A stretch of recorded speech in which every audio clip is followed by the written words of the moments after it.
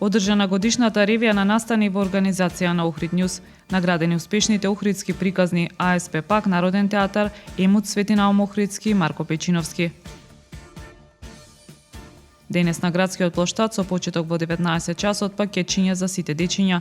Организаторите најавуваат многу изненадувања, награди, дружења, музика и забава. Успешна година со бројни настани с големен интерес кај публиката бележи Центарот за култура во Охрид. Во 2023 најавуваат реализација на нови проекти.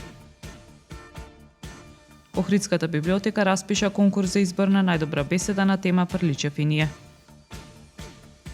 Времето утре сончево со мала до умерена облачност и температура од 2 до 12 степени. Екипата на Охрид Нјуз ви посакува среќни празници.